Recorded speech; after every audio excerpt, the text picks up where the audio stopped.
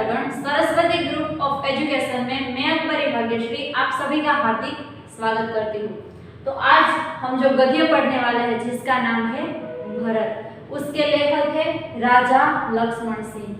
तो सबसे पहले मैं आपको ये बात बता देती हूँ कि ये जो आज हम गद्य पढ़ने वाले हैं वे एक नाट्यांश है। और इसके आगे ये भी कहना चाहती हूँ कि आपने नाम तो सुना होगा शायद कालिदास का। संस्कृत साहित्य में उसका नाम सर्वश्रेष्ठ है। कालिदास की 7 कृति है, उसमें से एक कृति है अभिज्ञान शाकुंतलम। जो आज का हमारा गद्य है वे अभिज्ञान शाकुंतलम नाट्यांश का एक अंश है। तो आज हमें इसके बारे में पढ़ना है। सबसे पहले हम राजा लक्ष्मण सिंह का परिचय ले लेते हैं। 1926 में आगरा में जन्मे राजा लक्ष्मण सिंह हिंदी, संस्कृत, अंग्रेजी, फारसी, बंगला और अरबी भाषा भलीभांति जानते थे। इनको अनेक पुस्तकों का अंग्रेजी और हिंदी में अनुवाद हुआ है। कालिदास के अभिज्ञान शाकुंतलम, मेघदूत और रघुवंश के हिंदी अनुवाद पर इन्हें पुरस्कार दिया गया है। तो आज का जो हमारा गद्य है वे अभिज्ञान शाकुंतलम नाट्यांश का अंश है और जिसका अनुवाद राजा लक्ष्मण सिंह ने किया है। तो इसका हम छोटा सा अंश आज हमें पढ़ना है। तो सबसे पहले हम पात्र परिचय देखते हैं। तो इसमें एक बालक है, जिस बालक का नाम है भरत, जो हमारे गद्य का नाम है। एक राजा है जिसका नाम है दुष्यंत और तपस्विनी पहली और दूसरी। तपस्विनी जो तप करती हो वे स्त्री, जंगल में रहती है, ऋषि आश्रम में अपना सारा दिन बिताती है, वहीं रहती है, जो कार्य करती है उसे क्या कहते हैं?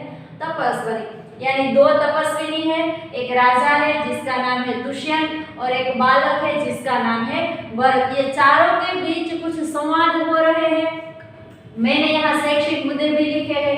तपस्विनी और बालक का संवाद। सबसे पहले नाट्यांश की शुरुआत कहाँ से होती है? तो इसमें तपस्विनी और एक बालक है, बालक और तपस्विनी दोनों के बीच में संवाद होता है, बातें होती है। बालक कैसा है, क्या कर रहा है, किस चीज के लिए दोनों के बीच में संवाद हो रहा है, यह हमें देखना है। बहुत ही अच्छा यह गद्य है।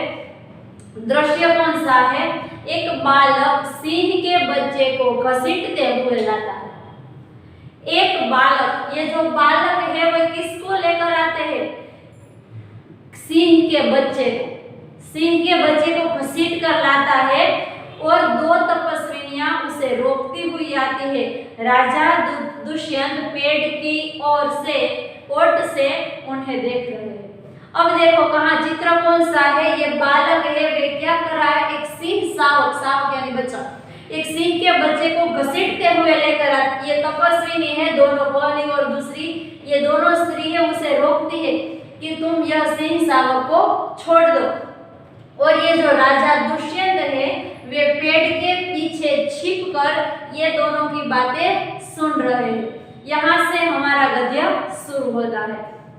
बालक बोलता है, अरे सिंह तू अपना मुख खोल, मैं तेरे दांत गिनूंगा। क्या बालक को पता नहीं है कि ये बच्चा है जो सिंह का है? अगर थोड़ी देर बाद शेर आ जाता है तो क्या होगा? बच्चे को मार डालेगा। तो इसीलिए उसको कुछ पता नहीं है, वे भी एक बच्चा ही है, इसीलिए सिंह के बच्चे को लेकर आता है और उसको कहता है, क्या कहता है? तुम अपना मुंह खोल और मैं तुम्हारे दांत गिनूंगा। क्या कभी गिन सकते हैं? नहीं। लेकिन ये बालक ऐसा कह रहा है। पहली तपस्विनी, अब पहली तपस्विनी है, वे बोलती है, कहती है, ए हठीले बालक, हठीला यानी जिद्दी, ए हठीले बालक तू वन के इन पशुओं को क्यों सताता है? तुम क्यों इसको सता रहे हो? उसको छोड़ दो। हम तो इन पशुओं के बाल बच्चों के समान रखती है। अब ये तपस्विनी है, ये बालक को कहते तुम इस पशुओं के बच्चे को क्यों सताते हो? और हम सब है, ये सभी पशु के बच्चे को हम अपने बालक की तरह रखते, तो तुम्हें उसको सताना नहीं चाहिए। तेरा साहस बढ़ता ही जाता है, तेरा नाम ऋषियों ने सर्वदमन रखा है, सो ठीक ही है। अब बालक का नाम आता है, यहाँ पे तो भरत लिखा है, लेकिन बालक को क्यों सर्वदमन नाम से पुकारा है? अब आपको याद रखना है, तपस्विनी है वह क्या कहती है बालक को, तुम वे ठीक ही है। दुष्यंत जो पेड़ के पीछे छिपकर ये सारी बातें सुन रहा है, वो क्या मन में ही बोल रहा है? उनकी बातें सुनकर स्वयं से, खुद से वे बातें कर रहा है। आहा, क्या कारण है कि मेरा स्नेह इस बालक की ओर उमटा जाता है? अब क्या होता है, दुष्यंत है, क्या इसके साथ रिलेशन है ये कुछ भी पता नहीं, लेकिन फिर भी दुष्यंत का जो मन है वे बालक के प्रति आकर्षित हो रहा है। ऐसा कौन सा कारण है कि वे पेड़ के पीछे छिपकर भी ये दोनों की बातें सुन रहा है? अब दूसरी तपस्विनी बोलती है, जो तू इस बच्चे को छोड़ देगा तो सिंहनी तुझ पर दौड़ेगी। छोड़ न देगा। अब दूसरी तपस्विनी है, वे बालक से कहती है कि अगर तुम सिंह के बच्चे को नहीं छोड़ोगे तो सिंहनी यानी कि शेरनी आकर तुम पर हमला कर देगी।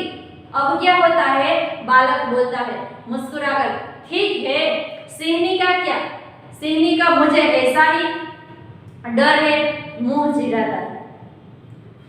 अब बालक कहता है, मुझे कोई डर नहीं लगता है सिंहनी से। अब दुष्यंत आश्चर्य से, यह बालक अवश्य किसी तेजस्वी वीर का पुत्र है, इसका मुख अग्नि के समान दमक रहा है। अब आपको यह बात याद रखनी है, बालक का मुख कैसा है, अग्नि की समान दमक रहा है। जिस प्रकार अग्नि प्रज्वलित होती है उसमें से जो प्रकाश बाहर आते हैं, तो उसी प्रकार बालक के मुख में भी ऐसा तेज है। तो दुष्यंत को ऐसा लगता है, अगर बालक है वे शेर से भी नहीं डरता, तो उसको लगता है कि ये बच्चा कोई सामान्य आदमी का बच्चा नहीं हो सकता, कोई तेजस्वी वीर का ये पुत्र है, ऐसा दुष्यंत सोचने लगता है। अब पहली तपस्विनी बालक से कहती है, हे प्यारे बालक, सिंह के बच्चे को छोड़ दे, मैं तुझे खिलौना दूंगी।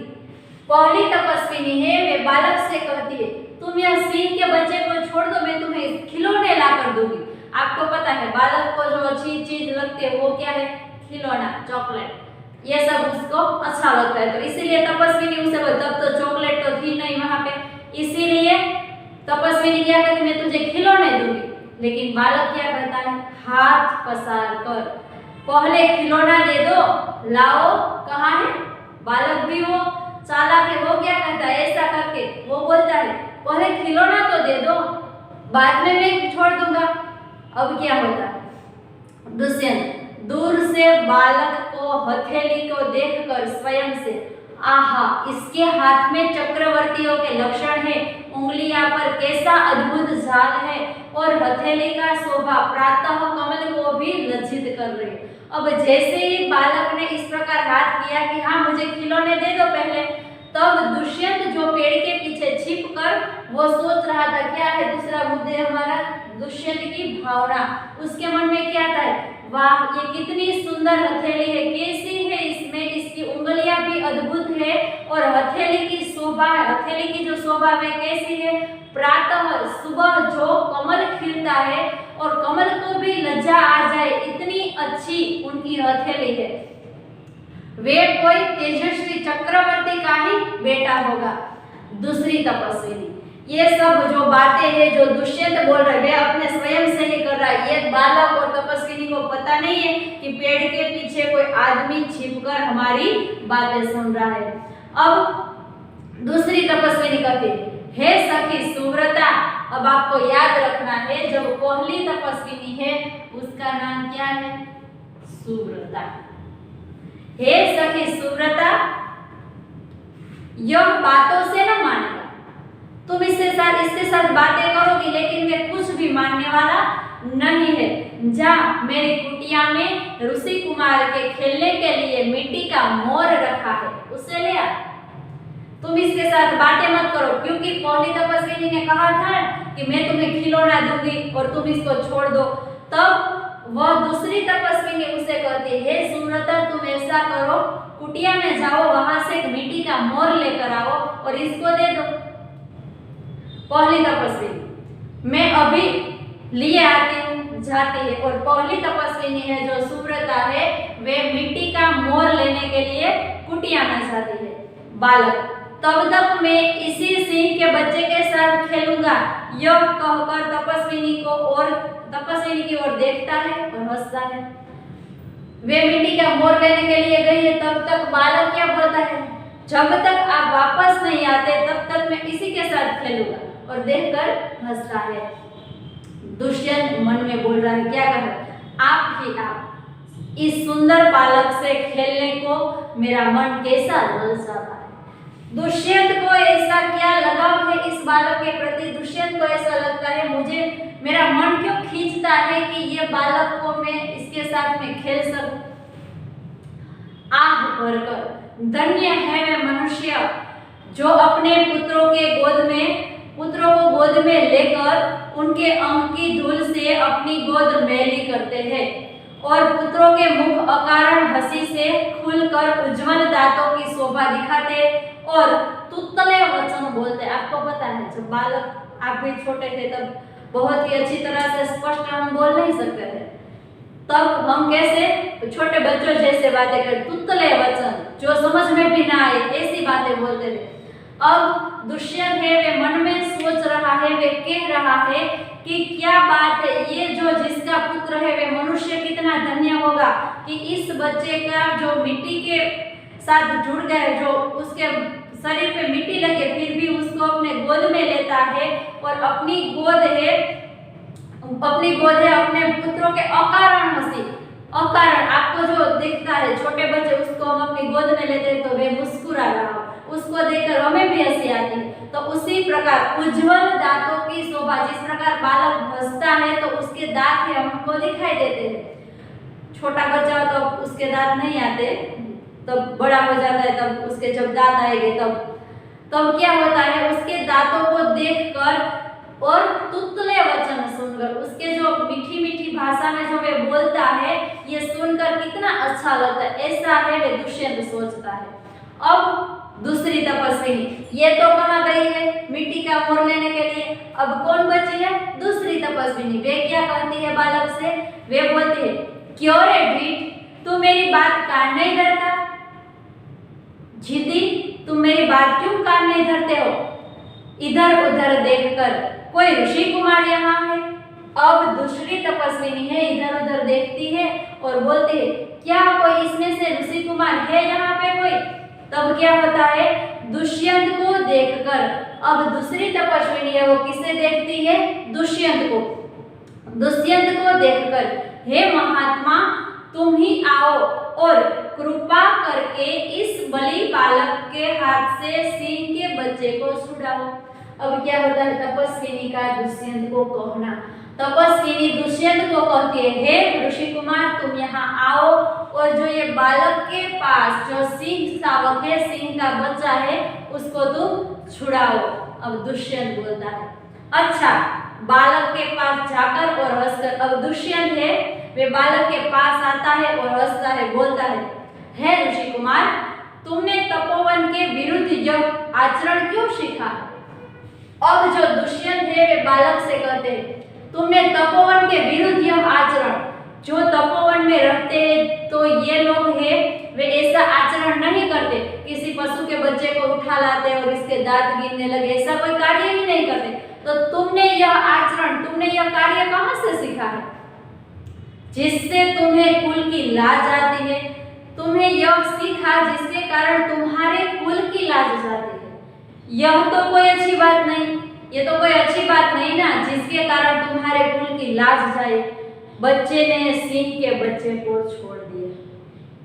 जैसे ही दुष्यंत ने ऐसा बोला तब बच्चा है वे सिंह के बच्चे को छोड़ देता है।